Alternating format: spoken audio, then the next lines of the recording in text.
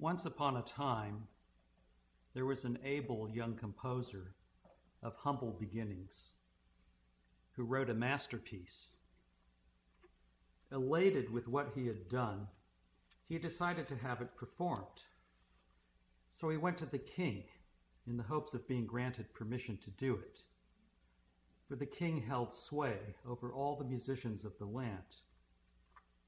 After listening tolerantly to the composer's plea, the king advised him that, in order to have his piece performed, he'd have to provide a set of parts for the players. And so it was that exactly 1 year later, the composer showed up at the front gate of the king's castle with all the parts neatly copied and bound. The sentry at the front gate, however, refused to admit the composer into the castle's keep, for the king, he claimed, had a busy schedule and was not to be disturbed at any cost. In spite of that, the sentry offered, albeit grudgingly, to convey the parts to the king's inner sanctum at the end of his watch. In the meantime, he scrawled the king's cell phone number on a slip of paper and handed it to the composer, advising him to call His Imperial Majesty during business hours.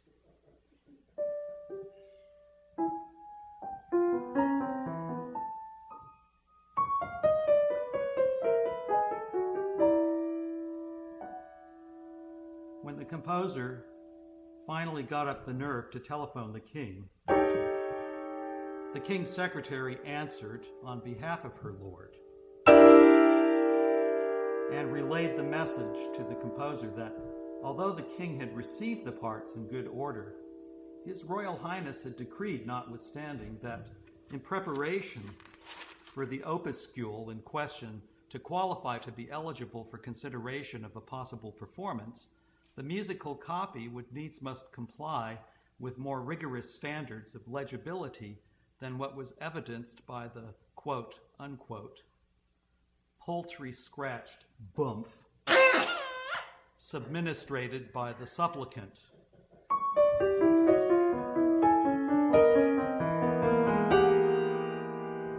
Hence, the entire manuscript would needs must be professionally recopied using state-of-the-art music notation software instead of a mossy old quill.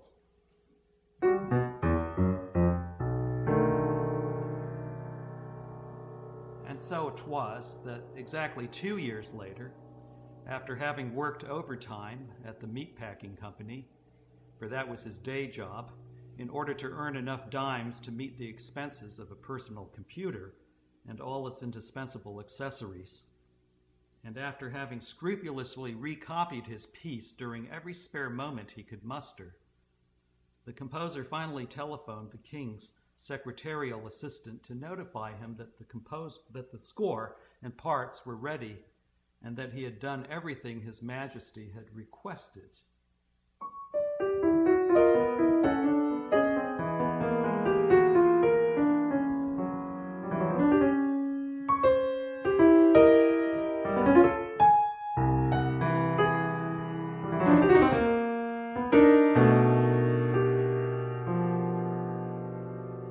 Secretarial assistant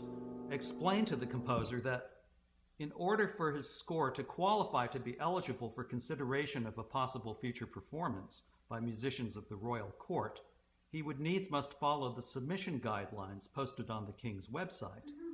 As it turned out, the fine print indicated that recordings of submitted works were required of all supplicants who wished to have their pieces played.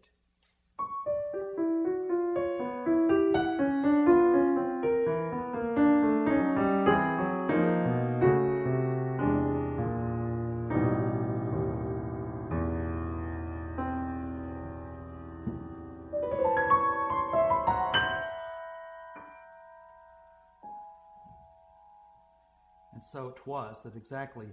5 years later, after having saved enough pennies from his day job at the meatpacking company and his night job at the sewage treatment plant,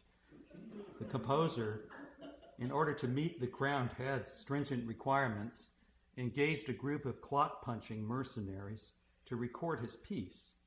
enabling it thereby to become eligible to qualify for consideration of a contingently possible future performance, wind and weather permitting, by musicians of the royal court. Some 7 months after sending the package of materials to the office of the King's Secretarial Assistant's adjutant, he received a form letter indicating that his submission could not be considered unless he provided 10 notarized letters of recommendation from his immediate overseers, written and signed on stationery bearing the King's watermark and sealed in versicles emblazoned with the King's coat of arms, wherefrom the composer inevitably drew the hitherto unforeseen inference that he would needs must, at all costs, gain admission to a nationally accredited and thus presumably reputable institution of learning, and thereon grind himself to the bone in an effort to sway his mentors to confer on him a highfalutin diploma in his field of expertise.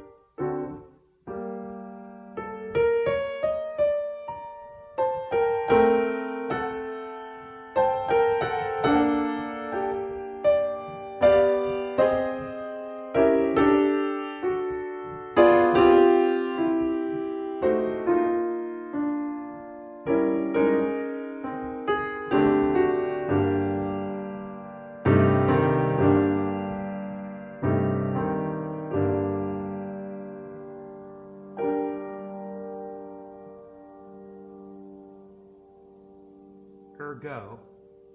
after 15 years of toiling as a grad student drudge, the composer, already gray, balding, and missing several of his front teeth, sent his package with the required letters of recommendation to the office of the deputy of the King's Secretarial Assistant's adjutant's maidservant.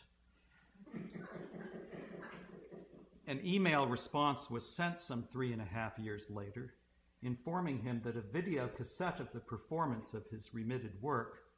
plus a non-reimbursable disposal fee of $5,000, had to be included in order to enable his work to qualify to be eligible for consideration of a contingently possible future performance, wind and weather permitting and or pending available funding therefore, by understudies for musicians of the royal court. And so it was that approximately 25 years later, after having spent tens of thousands of dollars on up-to-the-second digital equipment,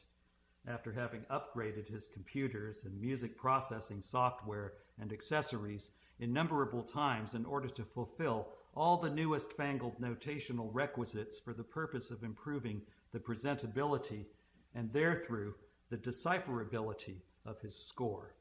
after having rebound and reduplicated his opuscule umpteen thousands of times to meet the perjinct specifications as per those indexed in the fine print of the downloaded PDF files from the sub-deputy of His Royal Majesty's Secretarial Assistant's Adjutant's Maidservant's Monkey's Facebook account,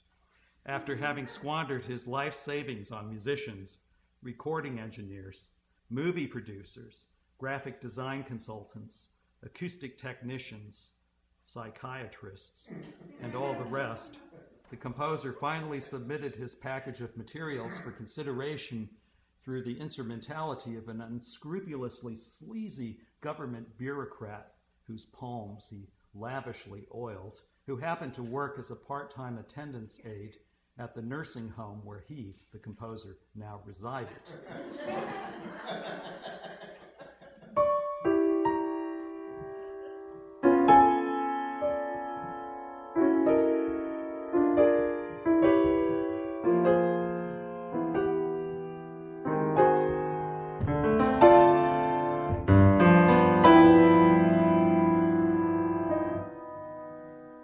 After some 6.5 additional years of watching for his moment, an itsy-witsy email message finally materialized unbeknownst to the composer, on the display terminal of the nursing home's mainframe, notifying him that, regretfully, only those supplicants meeting certain age limitations, political leanings,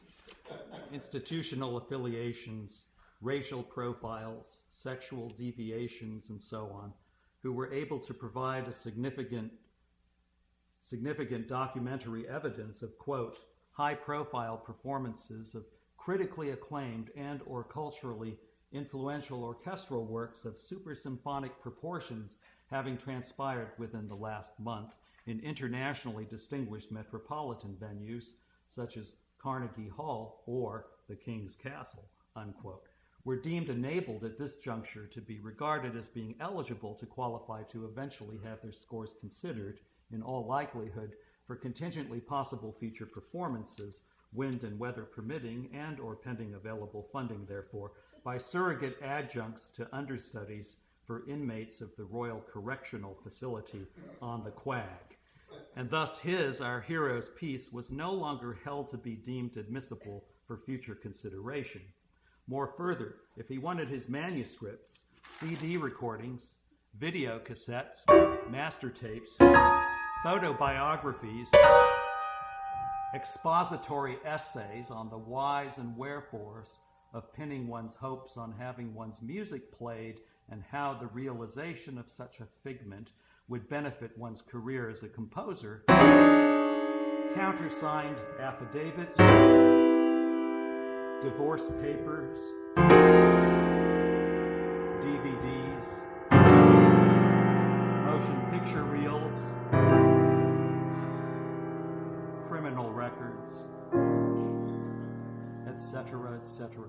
forwarded to the nursing facility in which he was presently lodged. He was pre-advised to FedEx and SASE bearing the correct postage within 6 hours of e-signing for the aforesaid rejection notification, with the explicit caveat that non-compliance to the foregoing would automatically and without fail set in motion the administrative machinery by which an official authorization would be issued, autographed, and notarized forthwith, giving carte blanche to a convolution of faceless functionaries who would thenceforward gleefully take it upon themselves, as soon as they received a euphoric thumbs up from their stupid visors, to summarily incinerate all materials heretofore submitted by said supplicant for prejudication by esteemed affiliates of the Royal Underfootmen's Snub Committee.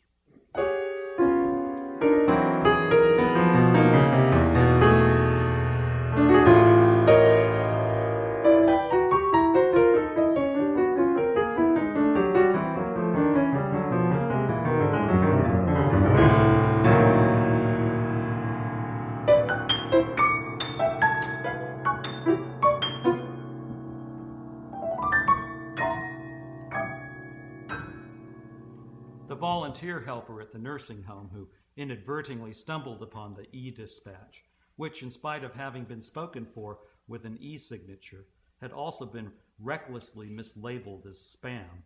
was all utterly clueless apropos of to whom or what specifically it bore reference, and thuswise availed herself of the prerogative of consigning it to the trash icon in the nethermost sinister corner of the screen. Hence, in less than a nanosecond, our hero's rejection notification was permanently expunged from the dioceses of cyberspace.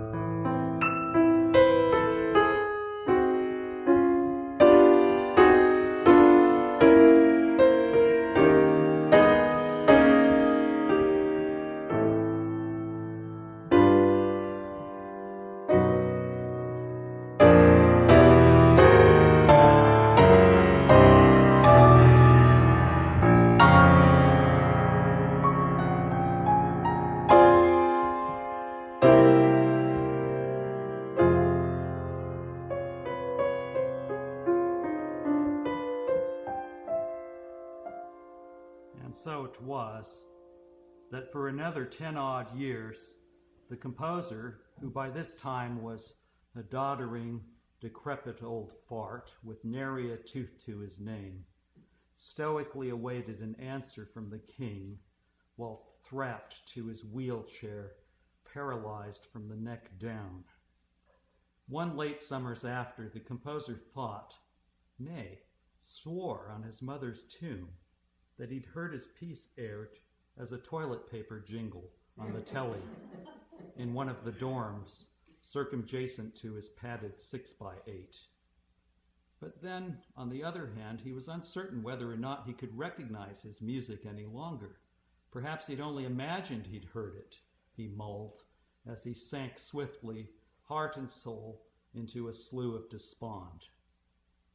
And so 'twas that the composer spent his final days watching television in the desperate wan hopes of catching the toilet paper jingle once again. But well away, afore he'd had a chance to salute the quonundrum of how his timeless, age-encrusted Meisterwerk had fallen from such longed, glorious heights to such pravis depths of consumerism, he slipped his breath early one morn with a frown of perplexity indelibly infixed upon his sinciput.